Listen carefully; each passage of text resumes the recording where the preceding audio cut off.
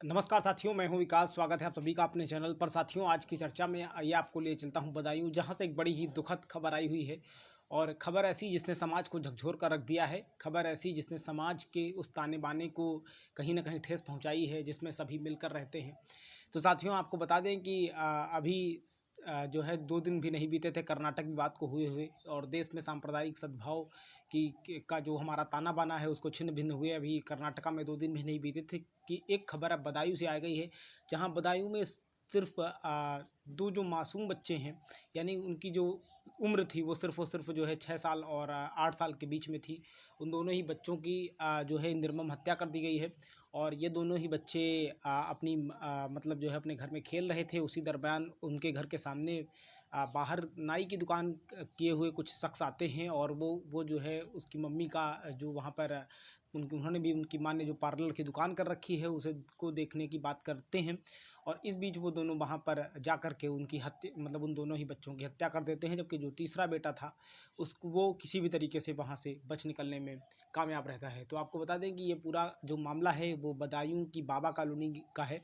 और बदायूं की बाबा कॉलोनी के सामने साजिद और जावेद नाम के ये दो जो शख्स हैं, ये दोनों ही अपनी दुकान किए हुए हैं। वहाँ वहाँ पर सैलून चलाते हैं अपना। और वहाँ पर उनके यानी उसी के यानी इनकी दुकान के जस्ट सामने एक विनोद ठाकुर नाम के एक व्यक्ति हैं। वो वहाँ पर रहते हैं, और वो जो है अपने परिवार के साथ वहाँ पर मतलब जो है अपना जीवन यापन करते हैं। और उनका बाहर आना जाना भी लगा रहता है। लेकिन सामने ये जो साजिद और जावेद की दुकानें हैं, मतलब इनकी जो सैलून की दुकान है, वहाँ पर आने जाने की वजह से साजिद और जावेद से इनकी दोस्ती हो गई थी, और इस वजह से ये वहाँ पर आते जाते रहते थे।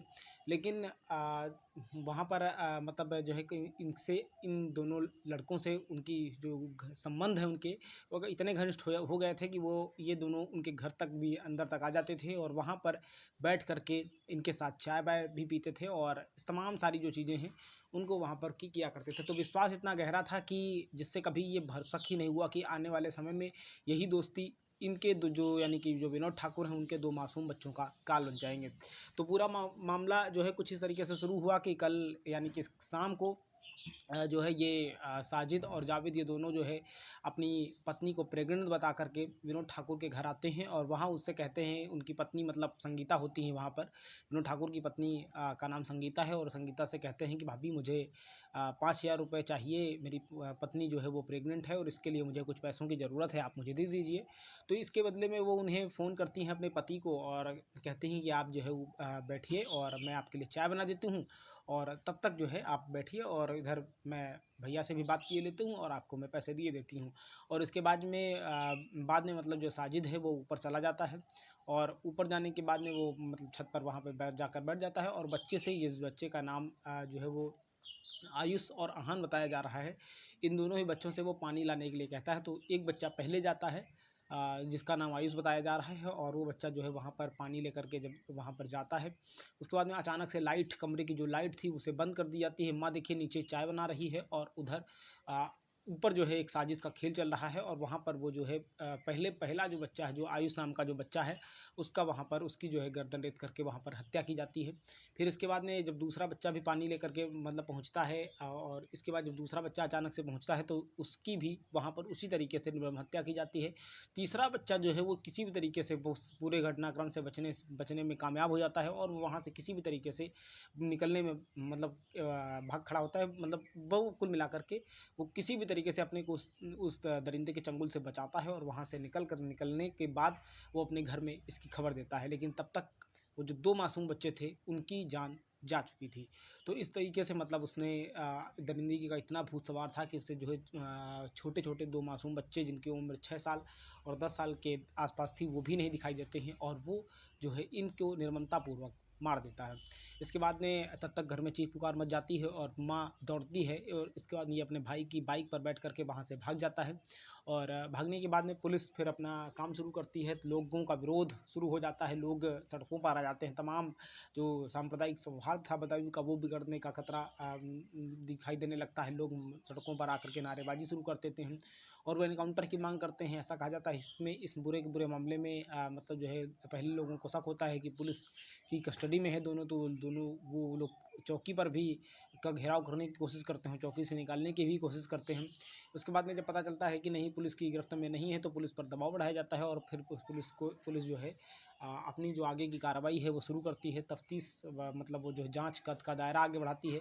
और इसके बाद में फिर पुलिस जो है अपनी जो कार्रवाई है वो करती है। तो अब बदमाशों के हौसले इस तरीके से बुलंद थे कि उन्होंने पुलिस पर भी फायरिंग की, और जिसमें एक पुलिसकर्मी जो है वो घायल भी हो गया है। और इसके बाद में एक जो गोली है वो जो है लग जाती है जाके साहिद को, और वो जो है वहीं पर साजिद को, और वो साजिद वहाँ पर मारा जाता है। तो कुल मिलाकर के इस पूरे के पूरे घटनाक्रम में एक एनकाउंटर हो चुका है। बाकी दूसरा जो आरोपी जावेद है उसकी भी तलाश की जा रही है, और पुलिस लगातार अपनी जो दबिश है उसको दे रही है, और लगातार इन सभी के सभी आरोपियों की जो तलाश है वो उसको मतलब जिसमें एक आरोपी का तो हो ही गया है एनकाउंटर, दूसरे के आरोप की तलाश भी पुलिस ने तेज कर दी है। और पुलिस को सबसे पहली बात तो यहाँ पर इस बात की कोशिश रहेगी कि पुलिस दूसरे आरोपी को जिंदा पकड़ने की कोशिश करेगी, क्योंकि ताकि जिससे ये पता चल सके कि आखिर कारण क्या था जिसकी वजह से उसे मारा गया। हालांकि कुछ मीडिया के जो चैनल्स थे वो वहाँ पर गए हुए थे, दूसरे मतलब यानी आरोपियों के घर भी गए, वहाँ पर उन्होंने उसकी माँ का और उनके पिता का की बाइट ली। तो माँ ने अपने बयान में कहा हुआ है कि इसके जो बच्चे थे वो नहीं हो रहे थे, और 2 बच्चे पहले हुए तो उनकी जो है किसी भी तरीके से मतलब वो ख़त्म हो गए, या कई बार उसे मिसकैरेज हो गया। तो शायद जो है इससे कहीं न कहीं एक बड़ा अंदेशा जो है तंत्र मंत्र का भी लग रहा है कि इस तरीके के बहुत सारे पहले मामले भी ऐसे देखे गए हैं जिसमें तमाम जो इस तरीके के लोग हैं।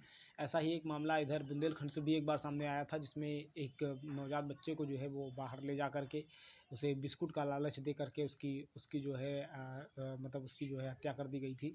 तो इस तरीके के मामले पहले भी ऐसे देखे गए हैं, तो जिससे कहीं न कहीं पुलिस का जो शक है और उन तमाम लोगों का जो इन चीज़ों के विश्लेषक हैं उनका कहीं न कहीं जो शक है वो इसी मामले पर बार-बार जा रहा है कि कहीं न कहीं ये पूरा का पूरा जो वाक़या है वो तंत्र माया से प्रभावित है, और कहीं न कहीं तांत्रिक की चाल की वजह से इस पूरे की पूरी घटनाक्रम को अंजाम दिया गया है। और उधर माँ ने कहा है कि मतलब जो है मुझे कहीं बिल्कुल भी अफ़सोस नहीं है कि जिस तरीके से साजिद का पुलिस ने काउंटर किया है। तो उसने कहा मुझे अपने बेटे से पहले दर्द है वो उन दोनों बच्चों का है जो अभी मासूम थे, जिन्हें पता तक नहीं था कि उनकी हत्या की क्यों गई है। और मुझे मतलब इस पूरे के पूरे मामले में कुछ भी नहीं कहना है। पुलिस अपना काम कर रही है, और वो फ़िलहाल जो हो रहा है वो उनके साथ वो शायद इसी अंजाम के भागीदार हैं, उनके साथ ऐसा होना चाहिए। उधर पिता ने भी कहा है कि मतलब जो है कहीं हमारे जो लड़के थे वो बुरी संगत में कहीं फंस गए हैं। घर में इस तरीके की किसी भी बात की जानकारी नहीं थी। हालांकि उसकी जो पत्नी है वो 2-3 दिन से बाहर है, उसके मायके वो चली गई है, और उनको कहीं न कहीं पिता के मन में भी यही संदेह है कि हो सकता है कि हमारे जो ये बच्चे हैं उन्होंने हो सकता मतलब ये तंत्र के चक्कर में ही अपने बच्चे नहीं हो रहे थे। तो बहुत सारे ऐसे होते हैं कि दूसरे बच्चों को कुर्बानी करा देते हैं, जिसकी वजह से मतलब ऐसे जाहिल जो मतलब ये तमाम लोग जो तांत्रिक होते हैं, जाहिल जो इस तरीके के तमाम मौलाना टाइप के लोग होते हैं जो इस झाड़ फूँक में विश्वास रखते हैं। तो कहीं न कहीं इन लोगों की ही ऐसी कोई साजिश रही है जिसकी वजह से उन्होंने दूसरे के बदनाम मासूम बच्चों को की जो है बलि चढ़वा दी, और ये जो बच्चे हैं छोटे-छोटे वो हमेशा के लिए इस दुनिया को अलविदा कह दें। फ़िलहाल अब पुलिस का जो की जो कार्रवाई है वो उसमें तेज़ी देखी जा रही है। हालाँकि लोगों का जो विरोध है, लोगों के अंदर एक गम और गुस्सा दोनों इस वक़्त बदायूं में के लोगों के बीच देखा जा सकता है। लगातार लोगों के बीच में इसी बात की चर्चा है। उधर आपको बताएँ कि इस मामले पर जो है राजनीति भी अपनी, क्योंकि चुनाव का माहौल है तो राजनीति भी अपने हिसाब से लोग उसको हवा देने लगे हैं। उधर शिवपाल सिंह यादव का बयान आया है, उन्होंने कहा कि इस पूरे के पूरे मामले में जो है पुलिस के एनकाउंटर मतलब जो किया है आरोपी का एनकाउंटर किया वो तो सही है, लेकिन इस पूरे के पूरे मामले का जो सच है वो भी सामने आना चाहिए, और पता चलना चाहिए कि आखिर इस घटना को अंजाम कैसे दिया गया। उधर दूसरी एंगल से जो मतलब अखिलेश यादव जी हैं उन्होंने भी कहा है कि चुनाव आ गया है, शायद इस वजह से सांप्रदायिक माहौल बिगाड़ने की कोशिश हो रही है, और उन्होंने मतलब इसकी तरफ जो है उन्होंने सत्ताधारी दल की तरफ इशारा किया हुआ है, और इस वजह से उन्होंने मतलब जो है कहीं न कहीं सत्ताधारी दल को ही मतलब जो है इस पूरे मामले में खींचने की कोशिश की है। फिलहाल उत्तर प्रदेश सरकार अपने फुल एक्शन मोड में है। जैसा कि उत्तर प्रदेश सरकार अपने बुलडोज़र एक्शन और एनकाउंटर के लिए जानी जाती है, तो फिलहाल अभी इस घटना को हुए 24 घंटे भी नहीं बीते थे कि उसके पहले ही पुलिस ने एक आरोपी को जो है उसकी सही जगह पर पहुंचा दिया है। अभी आपको बता दें कि 2 दिन भी नहीं हुए थे, जो हमारा कर्नाटक राज्य है, यहाँ पर अभी हनुमान चालीसा को लेकर के विवाद सामने आया था, जिसमें 2 जो समुदाय हैं वो आमने-सामने आ गए थे। और कहीं न कहीं इस तरीके की घटनाओं का जो संदेश है वो पूरे समाज के अंदर बड़ा बहुत ही गलत जाता है, और आपसी जो हमारा भाईचारा है वो भी गलत जाता है। फिलहाल अब पुलिस को इस पूरे मामले में कोई जानकारी करनी होगी कि आखिर ये तांत्रिक वाली साजिश थी या कोई जिहादी साजिश थी, जिसकी वजह से वो निर्दोष बच्चे जो कि संगीता ठाकुर और विनोद ठाकुर के थे, उन्हें अपने प्राणों से हाथ धोना पड़ा।